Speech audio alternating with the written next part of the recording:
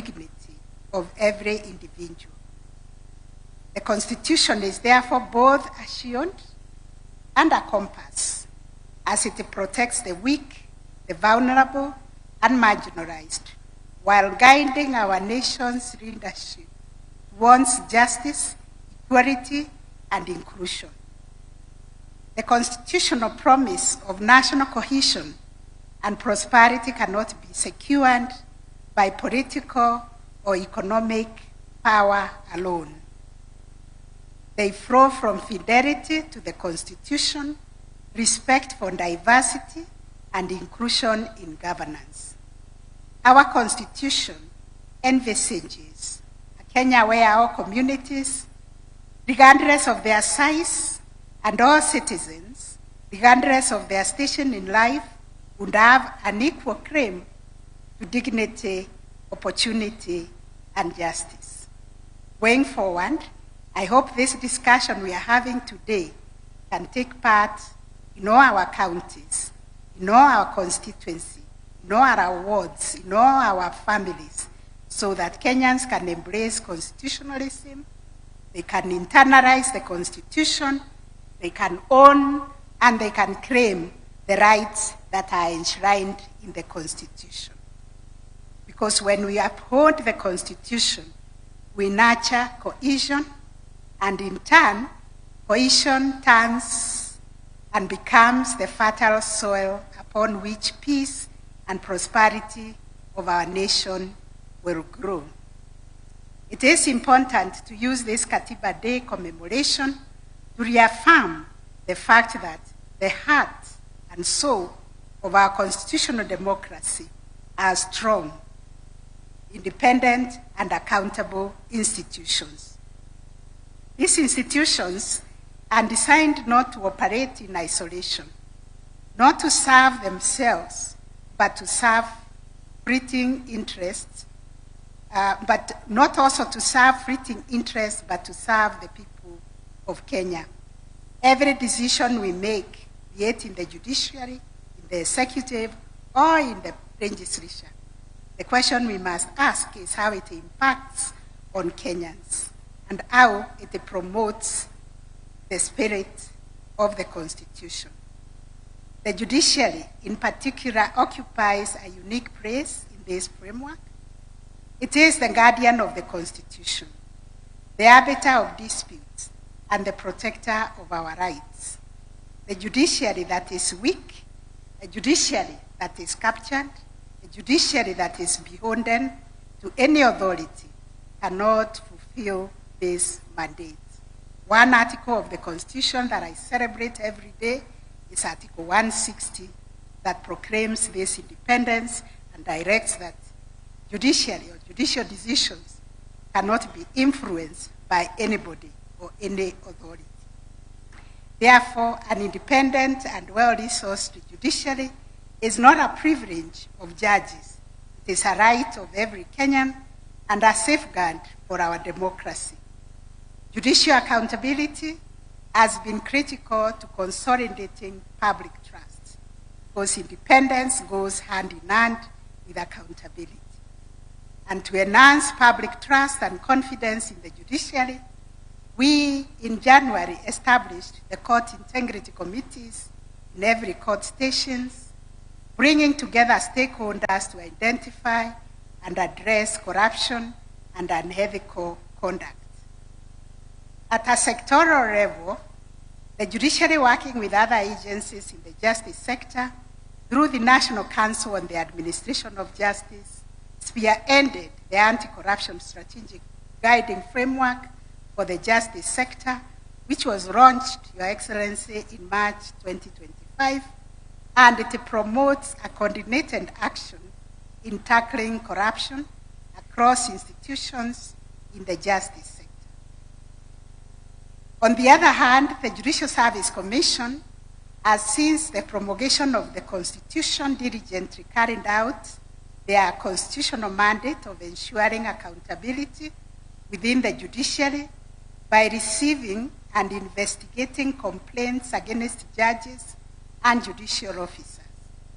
To date, the Commission has processed a total of 946 petitions against judges, reflecting the seriousness with which it treats public grievances and the commitment to upholding integrity in the administration of justice. 4 judges have been removed from office over this period.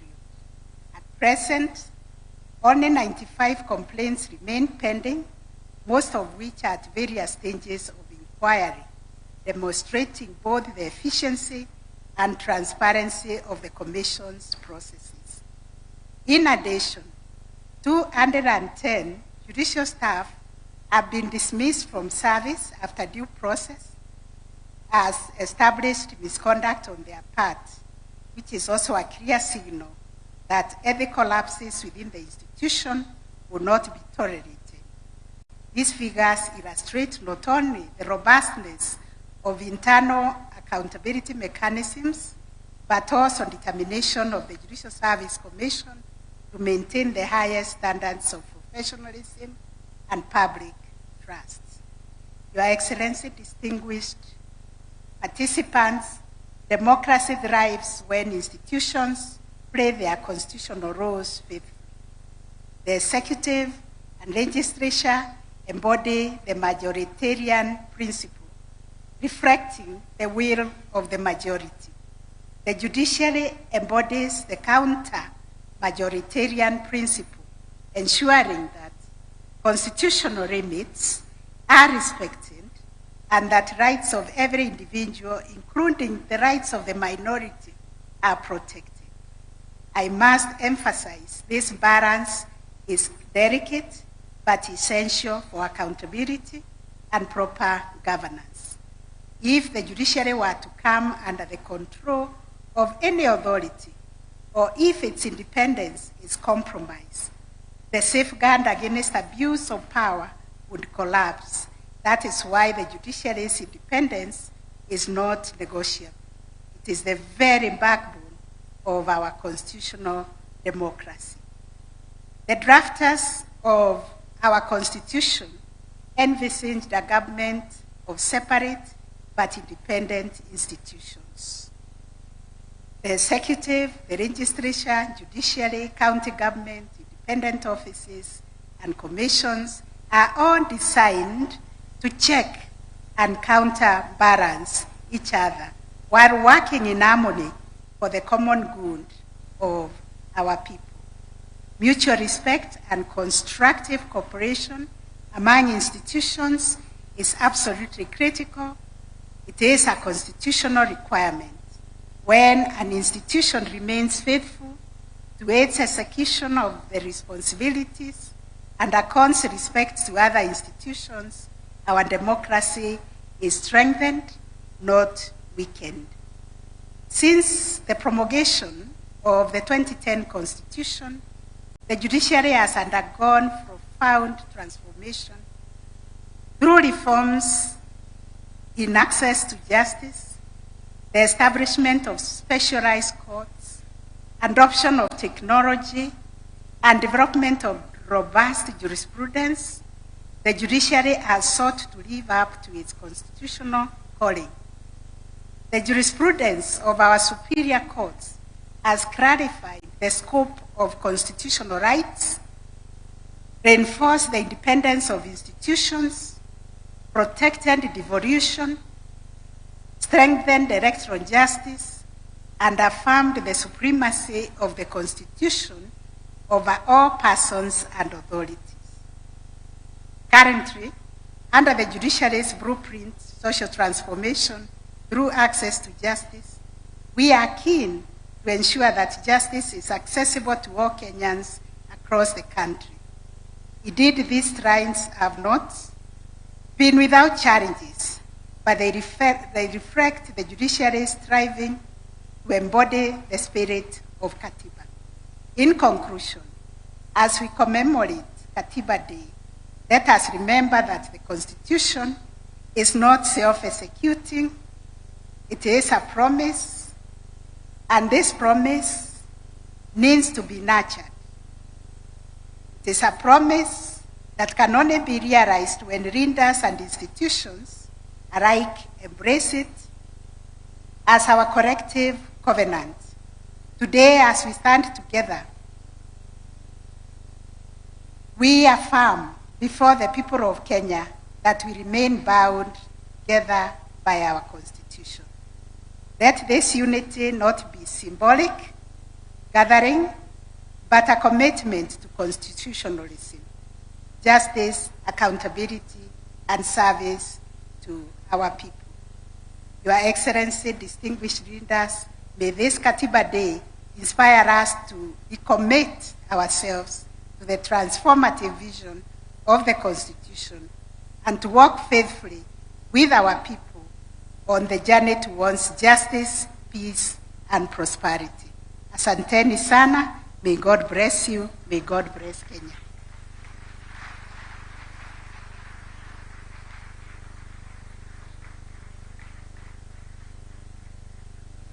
I join my lady in realizing that there are important lessons to draw from judicial reflection. Chief Justice Beverly McLaughlin from Canada once stated that a constitution is not simply a legal document, it is a living tree which, by its very nature, must grow and adapt within its natural limits. Kenya too must allow its constitution to live and breathe, adapting to the realities of today's youth, technology, and global challenges, while holding fast to its foundational principles. We now turn to the arm that translates our national aspirations into binding law, allocates resources, and holds the executive to account on behalf of the sovereign people. Parliament embodies representation, legislation, and oversight grounded in our national values and enriched by public participation so that the promise of the Constitution becomes the practice of everyday governance. And I wish to confirm that the public participation bill is before Parliament, and the Leader of Majority promises that soon we'll have a legislation on that. As Attorney General, I affirm the Executive's commitment to constructive interbranch committee, candid scrutiny without recourse, cooperation without capture, and respect for the distinct mandates that make our republic stable and responsive. A principled legislature strengthens policy, safeguards public finance, and sustains public trust.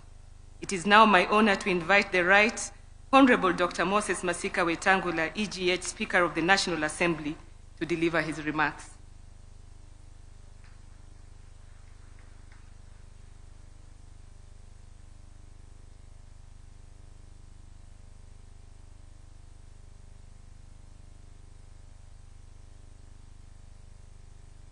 Thank you very much, Attorney General.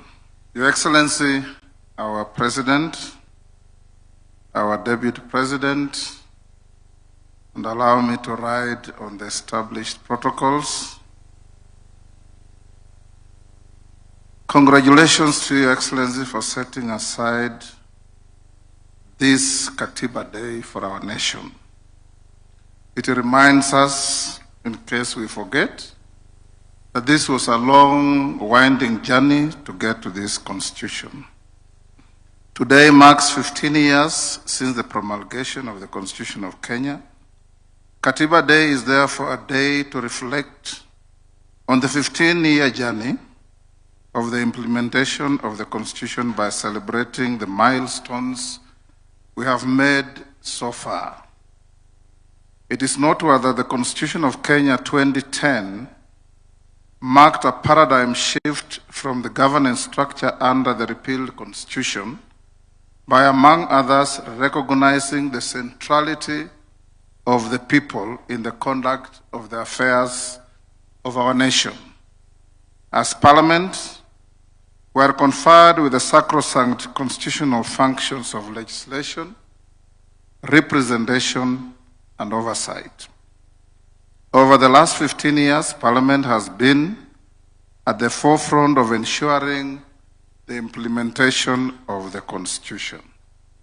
Your Excellency, ladies and gentlemen, looking at the 15-year journey, the following is a highlight of our key achievements as Parliament, more particularly the National Assembly. Parliament passed and enacted 63 bills to implement the Constitution as spelled out in the 5th schedule to the Constitution.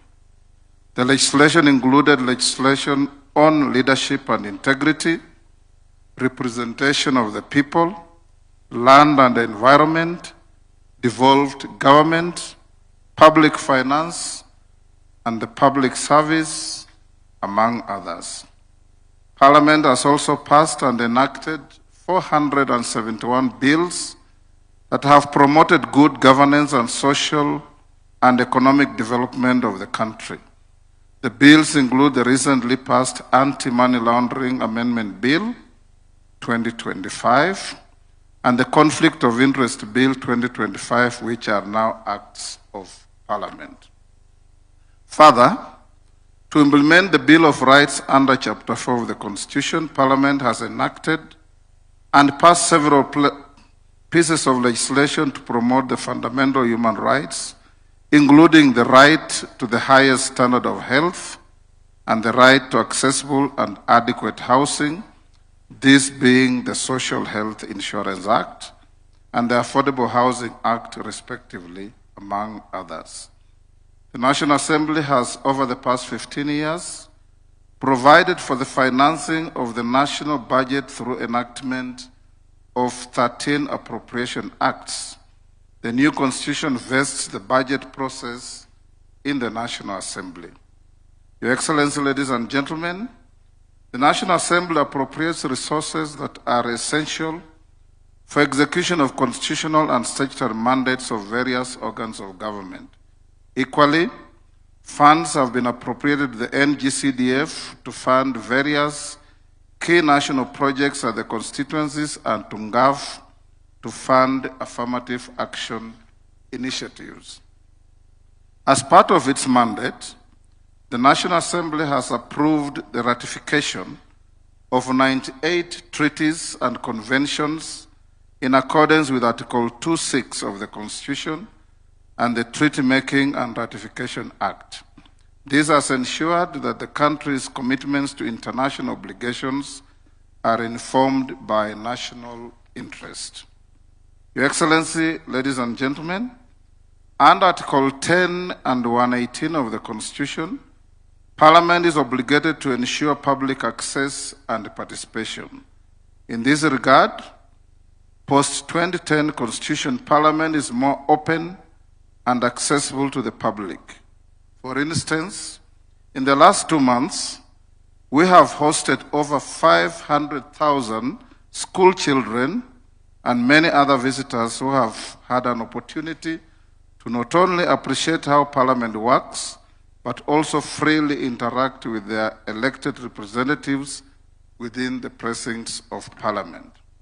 Parliament continues to facilitate public participation and involvement of the people in its legislative and other business through robust public participation mechanisms, including the use of e-technology, social media platforms, and public hearings at the constituency and county levels.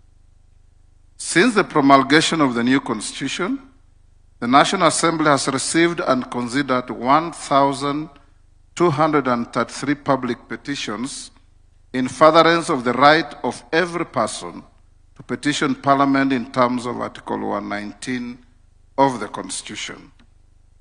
Your Excellency, ladies and gentlemen, the National Assembly has for the last 15 years vetted 199 state officers nominated for appointment to various state offices, including cabinet secretaries, principal secretaries, holders of independent offices and commissions, and diplomatic postings. The National Assembly has processed 3,427 questions and required cabinet secretaries to respond to questions in plenary on various matters of concern to the people of Kenya. In the last 15 years, the National Assembly has initiated and considered 18 impeachment motions, including impeachment motions against cabinet secretaries and holders of independent offices and constitutional commissions accused of violating the Constitution. This has ensured compliance with the guiding principles of leadership and integrity by state officers. Suffice to mention that we also considered a motion for impeachment of a deputy president. As part of oversight, the National Assembly, through its watchdog committees, continues to examine the audited accounts of state organs to ensure the prudent use of public resources by state organs. Further, the Public Debt Committee of the National Assembly oversights the National Treasury to ensure responsible borrowing and compliance with the statutory public debt ceilings, which is an issue of concern to the people of Kenya. Over the period, the National Assembly approved 4 special motions for deployment of KDF in DRC Congo, within the country, and the deployment of the National Police Service to the country of Haiti. Your Excellency, ladies and gentlemen, the National Assembly has passed and enacted several electoral laws in compliance with the general principles of the electoral system, including free and fair elections, which are simple, accurate, verifiable, secure, accountable, and transparent, as provided for under Article 81 of the Constitution. Additionally, the National Assembly has previously facilitated the selection and constitution of the IEBC, including the recent appointment of the chairperson and members of the IEBC. Your Excellency, ladies and gentlemen, Parliament has over the relevant period passed 27 division of revenue bills and count allocation of revenue bills to ensure adequate allocation of national revenue to counties. It is important to note that in the current 2025-26 budget, the equitable share of revenue to counties stands at 21% of all revenue collected by the national government. In real terms, the equitable share of revenue allocated to counties has grown from 190 billion in the financial year 2013-2014 to 415 billion in the financial year 2025-26. This is in addition to the conditional additional allocations, donor funds, and on-source revenue for our counties. The National Assembly also engineered the operationalization of the House of Senate and 47 county assemblies by extending training, capacity building, and provision of startup staff. This cooperation and collaboration remains a continuing engagement by the National Assembly and other legislative organs. Additionally, Parliament has in the past years played critical roles in promoting constructive dialogue on the issues of national importance. An example of such is the Building Bridges Initiative and the National Dialogue Committee process, commonly referred to as BBI and NADCO, respectively. Your Excellency, ladies and gentlemen, while the achievement of the 2/3 gender rule has been elusive, the country has recorded a progressive growth of elected women in various categories. From 16 elected women members of parliament in single constituencies in 2013 general elections, we now boast of 29 women members of parliament, not to mention the 7 women governors elected by the people of Kenya.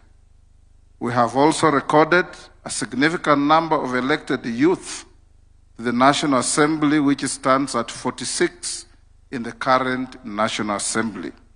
Similar impressive numbers have been recorded in all our 47 counties. The Constitution 2010 led to the establishment of a bicameral legislature and increased members from 224 to 418. To this end, Parliament has undergone several structural developments to cater for the increased membership, including construction of the office complex, namely the Bunge Tower, and other attendant facilities. Your Excellency, ladies and gentlemen, from the foregoing, Parliament has indeed made great strides and achieved key milestones in facilitating the realization of the aspirations of the people of Kenya under the new constitution. Our Parliament has become an admirable and appreciable benchmarking center for many parliaments seeking to learn on best practices and ideals of parliamentary democracy born out of our 2010 constitution. Going to the future, Your Excellency, it is necessary to enact a clear law that deals with the issue of public participation.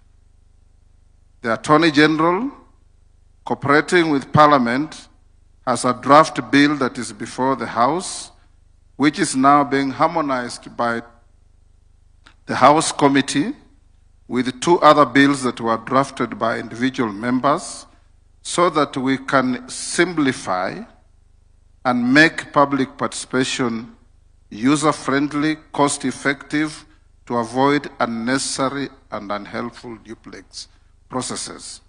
On this particular matter, I have had discussions with Her Ladyship, the Chief Justice.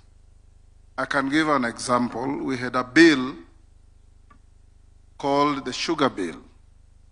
It started from the National Assembly, went through public participation, using public resources. Members of the National Assembly went all around the country to get bills, to get views from members of the public who will consume the product. We finish the bill, pass it on to the Senate.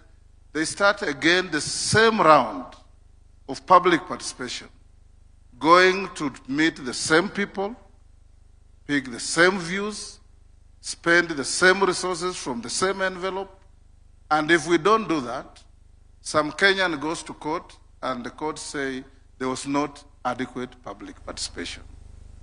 This is the reason why it is so important that we must have this law passed as quickly as possible, and I promise Kenyans that within the first 1 month of our resume from recess on 23rd September, this bill will be ready for presentation to the President for assent.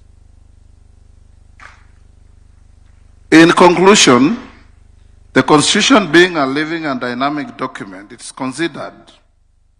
is our considered view that it is desirable, and this has been alluded to by Professor Makau, the Attorney General, and somebody else, that we have a continuous candid conversation on the 2010 Constitution to be able to evaluate what is working, what has worked efficiently, and what is not working or what is excessive in the Constitution.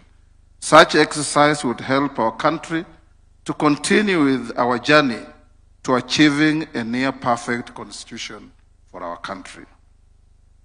Ladies and gentlemen, Your Excellency, with those remarks, it is my singular honor and pride on behalf of the Parliamentary Service Commission and the National Assembly to join Your Excellency, leaders present, and compatriots in celebrating this milestone in our constitutional history.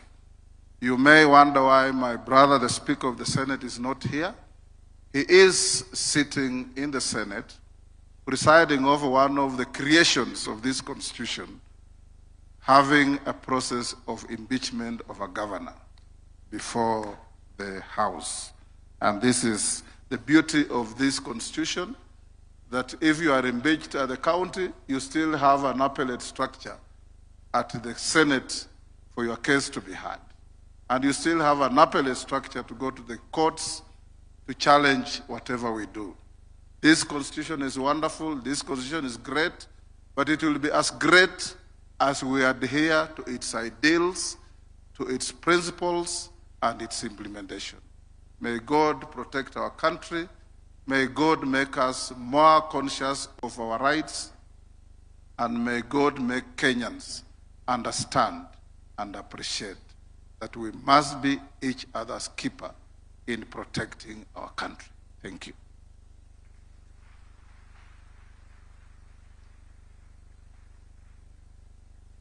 Your Excellency, the President, fellow Kenyans, distinguished ladies and gentlemen, As my duty comes to an end as the mistress of ceremonies for this segment, join me to thank our speakers for a candid reflection of our Constitution, the Chair of the Constitutional Commissions and Independent Officers, the Honorable the Chief Justice, the Speaker of the National Assembly, and to our artists who remind us that the Constitution also lives through culture and community. At 15, our Constitution is a living covenant. It restrains power, secures rights, advances devolution, and insists on integrity, inclusion, and accountability. Today's reflections are not ceremony. They are our report to the people, what has worked, what must improve, and how we renew trust through lawful, ethical, and service-centered governance. As the Attorney General, my office's duty is straightforward: to uphold the constitutionality in executive action, to steward sound legislation through clear drafting and rigorous review, to defend the public interest in our courts, and to facilitate principled cooperation among institutions while respecting their independence. When each arm performs its mandate and does so within the law, the promise of Katiba becomes the practice of everyday life. Allow me to echo the words of the former UN Secretary General Kofi Annan: a constitution is only as strong as the will of those who live by it. Today, we are called to renew that will, to make the Constitution a living covenant, not just a historical document. With gratitude for your attentiveness, it is now my honor to invite His Excellency, Dr. Musalia Mudavadi, EGH, Prime Cabinet Secretary, to address us and thereafter introduce His Excellency Professor